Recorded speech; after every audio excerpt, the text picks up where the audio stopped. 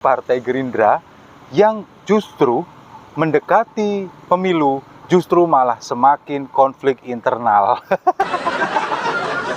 Ya, ini antara Prabowo dan juga Sandiaga Uno, kabarnya ini mereka ada hubungan yang agak sedikit renggang.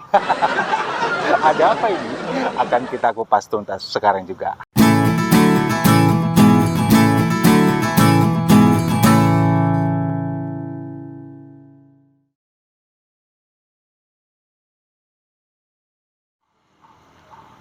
Salam damai untuk Indonesia, berjumpa lagi bersama saya, Papa Dimas.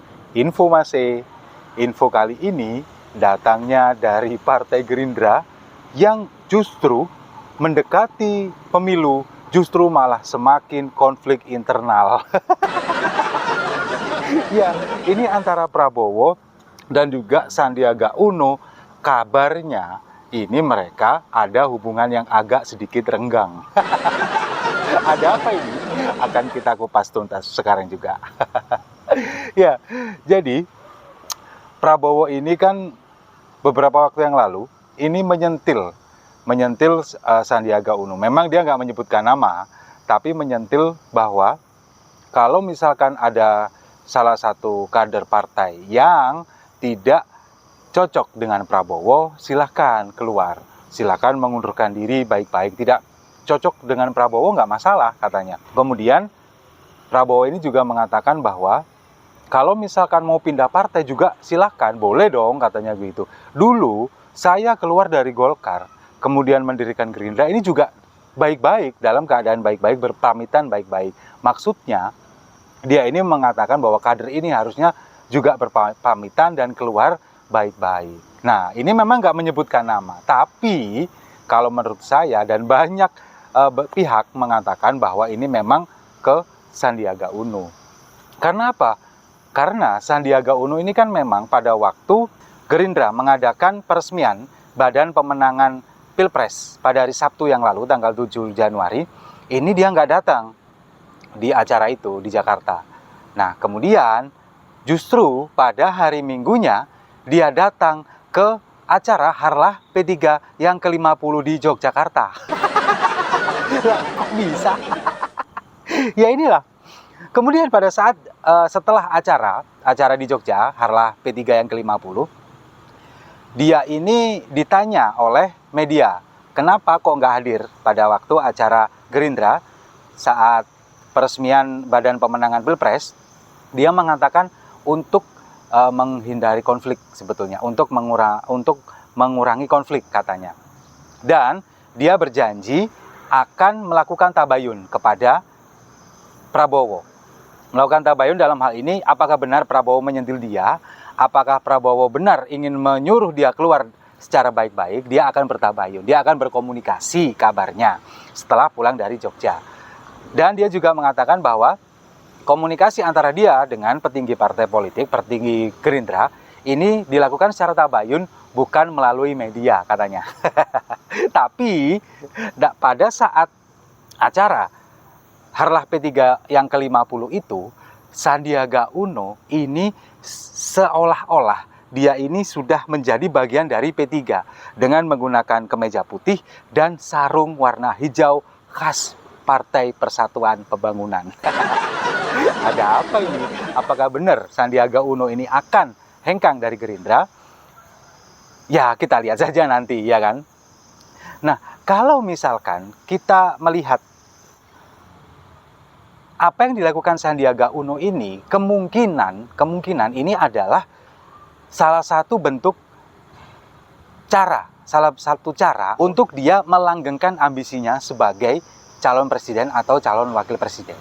Kalau kita tahu, Partai Gerindra kan ini sudah mendeklarasikan bahwa mantap hanya satu orang yang dicalonkan menjadi presiden, yakni Prabowo Subianto.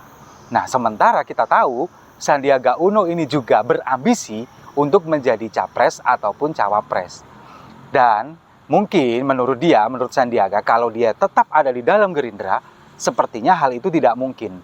Kalau misalkan dia tetap ngotot jadi capres juga nggak mungkin, apalagi cawapres. Mengingatkan Gerindra juga nggak bisa mengusung bakal calon bakal calon presiden dan bakal calon wakil presiden sendiri, seperti pada waktu pemilu 2019 lalu Prabowo Sandi kan disandingkan ini. Nah sekarang ini nggak mungkin lagi karena Prabowo juga sudah mencalonkan. Kalau misalkan dia ingin mencalonkan diri menjadi presiden, harus mencari kawan koalisi, dan tampaknya kawan koalisinya juga nggak mau kalau misalkan dua-duanya dari Gerindra, seperti PKB misalkan. Caimin ini kan juga dia mau asalkan disandingkan dengan Prabowo. Jadi Prabowo dengan Caimin, Gerindra dengan PKB. Ini sudah memenuhi presidensial threshold. Nah, kalau saya melihat ambisi dari Sandiaga Uno ini memang benar-benar tinggi. Ini juga diperkuat oleh Ketua Mahkamah P3 Ade Irfan yang mengatakan bahwa yang agresif, secara agresif mendekati P3 ini adalah Sandiaga. P3 sendiri nggak pernah untuk mengajak atau kemungkinan juga mendekati. Justru malah Sandiaga yang mepet terus ke P3. Ini diperkuat oleh statement dari Ketua Mahkamah P3. Nah, padahal sebetulnya Sandiaga ini juga belum resmi menjadi kader partai P3 karena dia juga belum keluar dari Gerindra. Dia juga masih terikat dengan ADART dari Gerindra. Jadi sampai detik ini belum keluar.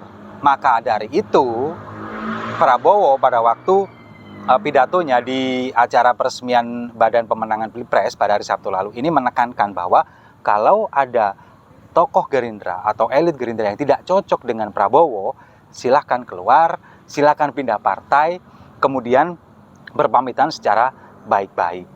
Memang Prabowo ini nggak menyebutkan nama, enggak sama sekali, tapi sepertinya memang mengarah ke sana. Kemudian dia juga mengatakan ini adalah salah satu ulah dari kader partai Gerindra yang sudah keluar jalur, kemudian salah jalan, harus dikoreksi. Nah, dia sebetulnya ingin mengatakan, mungkin ya, ingin mengatakan nama, tapi kayaknya sih nggak etis. Secara komunikasi politik juga kayaknya sih nggak etis.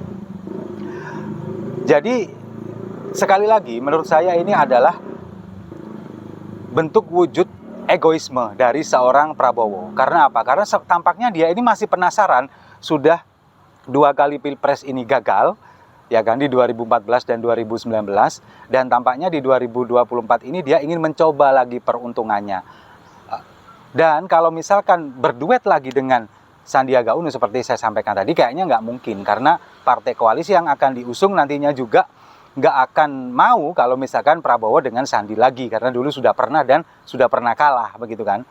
Jadi biarkan saja kita melihat mereka, Prabowo dan juga Sandiaga Uno di internal Partai Gerindra ini saling cakar-cakaran. Dan kita yang ada di luar ini, kita jadi penikmat aja, kita nonton sambil minum kopi, ya kan? Oh iya, ini satu lagi. Ini di luar konteks ya. Kalau melihat statement dari Prabowo tentang kader yang sudah salah jalan, kemudian kader yang keluar jalur dan harus dikoreksi, tidak sesuai dengan amanat partai, kok saya sebetulnya ini bukan mengarah ke Sandiaga Uno ya, tapi lebih ke Fadlizon sebetulnya. Masih pada ingat kan Fadlizon? Kemana ya orang itu? Kok sekarang jarang keluar ya? Jarang memberikan statement yang aneh-aneh.